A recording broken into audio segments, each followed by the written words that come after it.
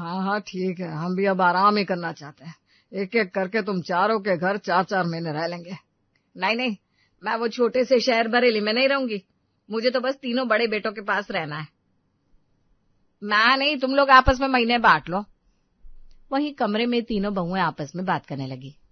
ऐसे कैसे नहीं रहेंगी, ये कोई बात नहीं होती। वो भी बहू है, उस पर भी जिम्मेदारी पड़े। वो ऐश करे और हम सेवा। और क्या दिल्ली की खर्ची वैसे ही कम है? अरे हम 3 महीने भी कैसे रखेंगे हम ही जानते हैं। रुको रुको, सुनो, मैं क्या कह रही थी। सच्ची ये सास हमारी ना बड़ी ही चालाक निकली। पहला घर बड़े बेटे का, शुरुआत के दिन। माँ जी 3 महीने के हिसाब से बैग बढ़ा नहीं ले आई अब। अरे दवाई भी तो होती है ना हम दोनों की। अब यहाँ पता नहीं मिले ना मिले। घबराओ नहीं बेटा, हम सिर्फ 3 महीने ही रहेंगे। वैसे पापा पता नहीं आप लोगों को ये आइडिया क्यों अच्छा लगा। अब क्या है ना, हमें आदत नहीं है ज्वाइंट फैमिली में रहने की, लेकिन अब ठीक है। तभी छोटे बेटे का फोन आता है। रोहन फोन कर रहा है। माँ का मुंह बन जाता है। पिता बात करके फोन रख देता है तो माँ कहती है, क्या बोल रहा था? ये पता नहीं क्यों पीछे पड़ा है कि कहीं नहीं रहना है, 3-3 महीने मेरे पास रहो। अरे कौन रहेगा उसके घर में? ना घर में जगह, ना शहर ढंग का।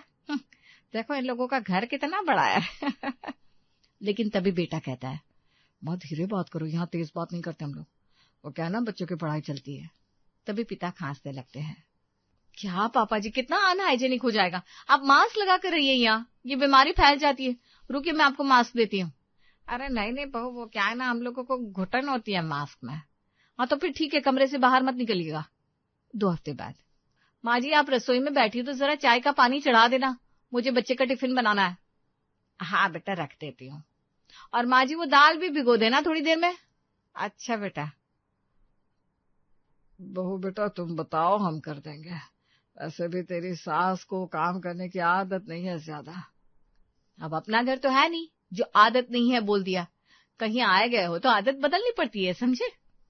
अब बड़ी बहू आए दिन सास से काम करवाती रहती है। माँ जी जरा झाड़ू लगा देना अंदर वाले कमरे में, मेरी कमर में दर्द है आज। अरे बेटा इतने बड़े घर में झाड़ू मैं कैसे? रहना है बड़े घर में, वाह जी वाह, लेकिन साफ सफाई नहीं होगी। क्यों? करनी पड़ेगी वरना खाना नहीं दूंगी। और हाँ थोड़े बर्तन भी पड़े हैं, बस 10 मिनट का काम है। बहू बेटा ये तो हर रोज हो रहा है, तुम्हारी सास से इतना काम। पापा जी अब बहू बेटी तो होती नहीं है जो सास को बिठाकर खिलाए है। फ्री में तो भगवान भी नहीं मिलते, तो खाना कहाँ से मिलेगा। आपको बुरा लग रहा है तो आप भी हेल्प करा सकते हैं। उसी हफ्ते शाम को। वैसे आपसे एक बात पूछनी थी बाबूजी, आपकी पेंशन कितनी आती है हर महीने? 12,000 आती है बेटा। देखिए आप यहाँ रहते हैं, खाते पीते हैं, घर में कुछ देना तो चाहिए ना। 8,000 दे दिया करो महीने, बाकी अपने पास रखो। पिताजी शालिनी ठीक कह रही है, घर का खर्च बढ़ता है और वैसे भी बैंक में पैसा रख कर क्या करेंगे। बोझ तो बढ़ता है ना लोगों के बढ़ने से। बेटा हमने जिंदगी भर तुम्हारे लिए किया, आज अब बोझ हो गए। चुप रहो जी, दे दो ना, अपने ही घर में भीख नहीं मांगेंगे। पैसे दे दो, फक्र से रहेंगे। और हाँ इन पैसों से काम वाली रख लेना। माँ जी ऐसा तो बोलो मत, बस घर चलाना पड़ता है। क्यों नहीं रख लेंगे, पैसे तो निकालो दोनों। ऐसे भी एक बार घर बिक जाए फिर कौन मुंह देखेगा इन लोगों का। चुप तेरे बोलो। पिताजी सुनते तो है कि किसी घर के बिकने की बात हो रही है, लेकिन समझ नहीं पाते। बेटा है या किराएदार समझ रखा है हमें। पहले काम करवाओ फिर पैसे भी लो और ऊपर से एहसान भी जताओ। अब 3 महीने पूरे होते ही। हेलो सुन रही हो ना मजली, याद है ना इस महीने की 15 तारीख? हाँ याद है, क्यों क्या हुआ?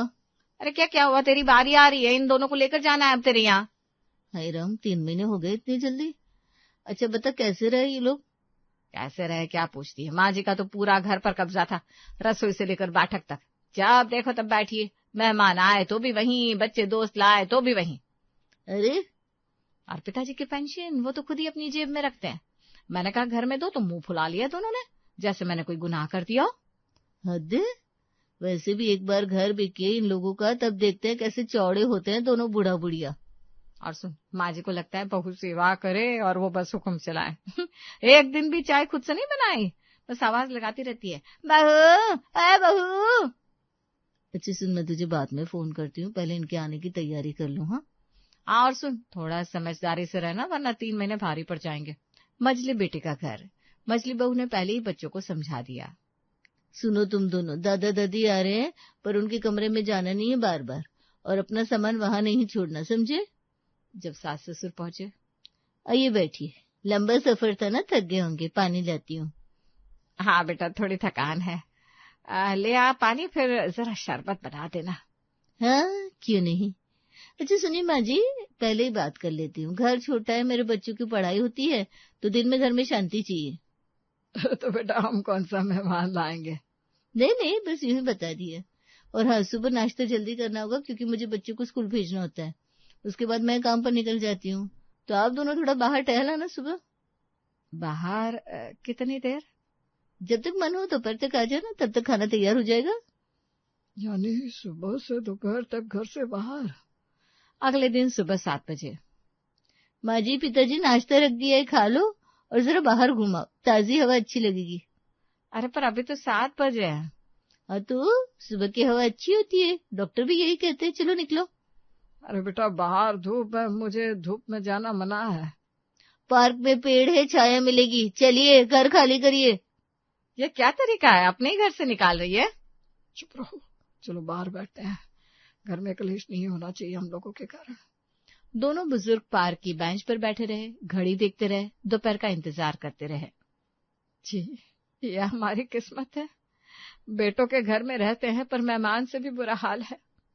कुछ मत बोलो, चुपचाप सहो। कब तक सहूंगी जी, और कितना सहूं? चलिए चलकर अपने मकान में रहते हैं, क्या जरूरत है हम लोगों को घर घर घूमने की। सही बोल रही हो। पता नहीं ये तीनों शुरू में तो बहुत प्यार दिखा रहे थे, और अब। तभी पिता का फोन बजा। हाँ बेटा बोल। अरे पापा कहाँ हो, ठीक हो ना? माँ कैसी है, सब चकाचक है ना माँ? ठीक ही है, तू बता तू कैसा है? पापा सीधे सीधे बताओ ना, आवाज से लग रहा है कुछ गड़बड़ है, क्या हो रहा है वहाँ? अरे नहीं नहीं, बस पार्क में बैठे हैं, हवा खा रहे हैं। पार्क में अभी सुबह सुबह? अच्छा माँ को फोन दो जरा। ले बात कर। हाँ बोल बेटा। माँ सच बताओ ना, ठीक हो ना तुम? खाना वाना मिल रहा है ना ढंग का? हाँ बेटा चल रहा है सब। माँ जल्दी आओ ना हमारे पास, मीना रोज पूछती है माँ कब आएगी। मुझे तो ना फोन। माँ जी सुनिए ना, मुझे भी सेवा का मौका दीजिए ना। अब आदत नहीं रही छोटे शहर की, लेकिन देखो आना तो है, अब क्या करें। माँ जी आपको यहाँ नहीं लगेगा कि शहर छोटा है, हम लोगों का घर बहुत बड़ा और खुला खुला है। चलिए अभी फोन रखते हैं, इनको ऑफिस जाना है। फोन कटा। देखा, छोटे का फोन था। बहू देख कितने प्यार से बात करती है। हाँ बात तो करती है, करे क्यों ना, फोन पर तो सब करते हैं। अरे नहीं, क्योंकि वो लोग सच में अच्छे हैं। अच्छा है तो क्या जी, घर देखा है उनका, जैसे मैदान, वो भी किराए का। अरे अपना घर तक नहीं है अभी तक, और बरेली में पड़े हैं। क्या रखा है उस शहर में, न बाजार ढंग का, न कोई सुविधा। मुझसे नहीं होगा वहां। पर बेटा दिल का साफ है, बहू भी बहुत अच्छी है। दिल से क्या होता है जी, दिल से दाल नहीं पकती। और वो बहू, अरे गरीब है तो प्यार तो दिखाएगी, जब पास में कुछ होगा तब असली रंग पता चलेगा। ये क्या बात हुई भला, वो अपनी जेब से ज्यादा सोचते हैं हमारे लिए। बस बस, तुम ना हमेशा उनकी तरफदारी करते हो, मुझे नहीं जाना वहां बस। पिता चुप हो गए, फोन हाथ में लिए बैठे रहे। छोटी की आवाज अभी भी कानों में थी और आंख धीरे से भर आई। पार्क से वापस घर लौटे तो देखा बैठक में 4-5 मेहमान बैठे हैं। अरे कौन आया है? लगता है पड़ोसी है। दोनों अंदर घुसे। बाल बिखरे हुए, कपड़े सुबह के वही थे, चेहरे पर थकान साफ दिख रही थी। अरे आ गए, बैठो बैठो। ये कौन है? ये हमारे मतलब ससुर जी हैं और सासू माँ, यही रहते हैं हमारे साथ। अच्छा अच्छा। नमस्ते। नमस्ते। तभी मजली बहू रसोई में गई और जोर से बोली, सुनो जी, वो नौकर नहीं आया क्या आज? अरे बड़ी मुसीबत है, चाय कौन बनाएगा, मेहमान भी आए हैं। पिता का दिल धक से रहा। माँ ने पिता की तरफ देखा, आंखें लाल हो गई। मजली बहू वापस आई। माँ जी जरा चाय चढ़ा देना, बिस्किट भी रख देना प्लेट में, मेहमान आए हैं ना। हम नौकर हैं क्या बहू? अरे माँ जी वो मैंने नौकर के लिए कहा था, अब बुरा क्यों मान रही है, जरा सा काम है, चलिए। बेटा हम सुबह से बाहर बैठे हैं, थके हुए हैं। तो क्या हुआ पिताजी, 5 मिनट का काम है, बस चाय बना दो। चलो सामान बांधो, अपने घर चलते हैं। हाँ, बंद पड़ा है तो क्या, झाड़ू पोछा करके रह लेंगे, पर किसी के सामने हाथ नहीं फैलाएंगे। दोनों ने चुपचाप सामान बांधना शुरू किया। एक एक चीज उठाई और बैग में रखते गए। तभी मझला बेटा आया। अरे ये क्या हो रहा है, कहाँ जा रहे हो आप? अपने घर जा रहे हैं बेटा। क्यों, क्या हुआ? किसी ने कुछ कहा क्या? किसी ने क्या कहना है बेटा, हम खुद समझ गए। नौकर की जरूरत है तो रख लो कोई, हम नहीं रहेंगे। अरे पिताजी रुको रुको, मुझे माफ करो, सच में इसने सही में बहुत गलत किया। मैं बात करता हूँ उससे, पर आप मत जाओ। अगर आप ऐसे चले गए तो मैं खुद को कभी माफ नहीं कर पाऊंगा। बेटा अब रहने दे। पिता की आंखें भर आई। माँ ने पिता की तरफ देखा। पिता ने लंबी सांस ली, बैग वापस रख दिया। रात को मझले बेटे ने बड़े भाई को फोन लगाया। भाई सुन, आज तो बड़ा झंझट हो गया। क्यों, क्या हुआ? अरे मम्मी पापा सामान बांध रहे थे, कह रहे थे अपने घर जाएंगे, किसी के यहाँ नहीं रहेंगे। क्यों, कैसे, क्यों? अरे शिवी ने नौकर वाली बात कह दी सामने मेहमानों के, और बच्चों ने भी कुछ बोल दिया, बस भड़क गए दोनों। तो फिर तूने रोका कि नहीं? हाँ, रो धोकर मनाया, रुक गए अभी, पर मूड खराब है दोनों का। अरे भाई, ये सब ठीक नहीं हुआ। अगर वो अपने घर चले गए तो सब गड़बड़ हो जाएगा। मतलब? अरे मतलब समझ, हमने तीसरे और छोटे भाई से बात की थी ना, वो घर बेचने का प्लान है हमारा। माँ बाप को क्या ही पता चलेगा, बुजुर्ग है, हम कागज करा लेंगे किसी तरह और चारों भाई पैसे बांट लेंगे। हाँ, पर अगर वो घर में रहने लगे तो? इसीलिए तो कह रहा हूँ ना, घर मत जाने देना, इधर उधर घुमाते रहो। 3 महीने यहाँ 3 महीने वहाँ, इसी चक्कर में रखो। तब तक हम रजिस्ट्री का काम निपटा देंगे। पर भाई अगर पता चल गया उन्हें तो? अरे कैसे पता चलेगा, उन्हें क्या पता कागज कैसे होते हैं। और हम चारों भाई मिले हुए हैं, कोई बताएगा नहीं। और छोटा? अरे छोटे को क्या बताना, वो तो वैसे ही अलग रहता है। उसका हिस्सा कम रखेंगे या रखेंगे ही नहीं, देखते हैं। ठीक है भाई, पर जल्दी करो, कब तक इन्हें संभालते रहेंगे? अरे जल्दी होगा, बस तू उन्हें वहीं रोके रख। फोन कट गया। और उस घर में जहां माँ बाप चुपचाप लेटे थे, उन्हें क्या पता था कि उनकी अपनी छत उनसे छीनने की तैयारी हो रही थी। 3 महीने पूरे होने वाले थे। उस दिन मजले घर में फिर कुछ मेहमान आए थे। बहू ने फिर वही किया, माँ को रसोई में भेज दिया, पिता को बाहर बिठा दिया। बच्चों ने फिर कुछ ऐसा कह दिया जो दिल में चुभ गया। तभी दरवाजे पर दस्तक हुई। पिताजी, माँ चलो मेरे साथ। अरे तू कब आया बेटा? अभी आया पिताजी, पर पहले ये बताओ, ये आंखें क्यों भरी है? कुछ नहीं बेटा, चल रहा है सब। माँ मैं अंधा नहीं हूँ, चलो सामान उठाओ, अभी चलते हैं। अरे रुको रुको, अभी तो 3 दिन बाकी है। 3 दिन नहीं रहेंगे भाई, बस हो गया। माँ बाप चुपचाप उठे, सामान उठाया और निकल गए। रास्ते में गाड़ी में, बेटा तेरे शहर में सब मिल तो जाता है ना, बहुत ही छोटा शहर है, पता नहीं कैसे लोग होंगे। चुप करो, शर्म नहीं आती? बेटा लेने आया है और तुम अभी से बड़े शहर वालों ने बड़ा सुख दे दिया ना। तभी वो घर पहुंचे। दरवाजा खुला। छोटी बहू सामने खड़ी थी, चेहरे पर सच्ची मुस्कान थी। उसने दोनों के पैर छुए, गर्म पानी दिया पैर धोने के लिए, तौलिया और फिर गर्मा गर्म चाय। और दोनों बच्चे सीधे दादा दादी के गले से लिपट गए। बेटा महीनों बाद किसी ने गले लगाया है। रात के खाने पर, बेटा तुम लोगों का घर तो बहुत खुला खुला है, ऐसा लग रहा है जैसे किसी रिसोर्ट में है। हाँ माँ जी, शहर छोटा है तो मकान सस्ते में बड़े और अच्छे मिल जाते हैं। अच्छा सुन बहू, मुझे सुबह बिस्तर पर ही चाय चाहिए और नाश्ता भी ढंग का बनाना। मैं रोटी वोटी नहीं खाती सुबह। और देख, मुझे कोई कमी नहीं होनी चाहिए, नहीं तो मैं अपने घर चली जाऊंगी। वहाँ कम से कम अपना घर तो है। अरे बस भी करो। माँ पापा, एक बात बतानी थी, बहुत जरूरी है। क्या हुआ बेटा? पापा, भैया लोग मिलकर आपका घर बेचने की तैयारी कर रहे हैं, कागज तैयार हो रहे हैं, बस आपके साइन चाहिए उन्हें किसी तरह। क्या? सच कह रहा हूँ, मुझे किसी ने बताया, इसीलिए आप लोगों को घर नहीं जाने दे रहे थे वो। पिता कुछ नहीं बोले, बस हाथ मुंह पर रख लिया और आंखें बंद कर ली। जिंदगी भर की मेहनत और जिंदगी भर का भरोसा दोनों एक साथ टूट गए थे। उन्होंने छोटे को तीनों को बुलाने को कहा। अगले दिन छोटे बेटे ने तीनों भाइयों को बुलाया। तीनों आए, चेहरे पर अकड़। क्यों बुलाया अचानक? मेरी जॉब होती है, खाली नहीं बैठा मैं। बैठो, सब बात करनी है। सब बैठ गए। कमरे में चुप्पी थी।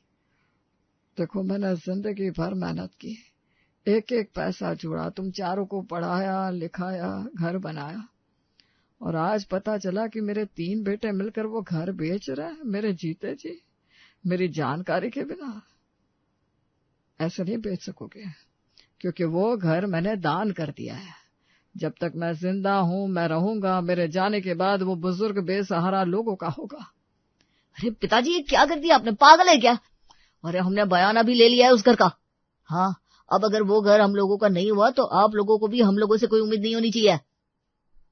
मेरे लिए तो मर चुके आप लोग। पता है, मुझे अपने मकान की बची किश्त खत्म करनी थी उस पैसे से, बीवी को जेवर दिलाने थे, लेकिन जा रहे रहो इसी के साथ। तीनों चले जाते हैं उनके जाने के बाद। मम्मी पापा, आप लोग जब तक चाहे यहाँ रह सकते हैं, ये घर आप लोगों का है। माँ की आंख में आंसू आ गए। पिता ने अलमारी खोली, एक लिफाफा निकाला। ये 5 लाख रुपए है छोटे बेटे के लिए। इसने बिना मांगे सब दिया, बाकी तीनों को एक पैसा नहीं। नहीं पापा, मैं नहीं ले सकता, मुझे माफ करें। मेरे पास पैसे हैं जितने में मैं अपने माता पिता पत्नी और बच्चों को पाल सकूं, वो भी आराम से। आप लोगों को ये घर अच्छा लगता है तो यहीं रह लीजिए। बाकी शहर भले छोटा है, लेकिन यहाँ के लोग बहुत अपने, अपनों से भी ज्यादा। बेटा, तूने आँख खोल दी हमारी। इंसान की पहचान मुसीबत में होती है और तू खरा निकला।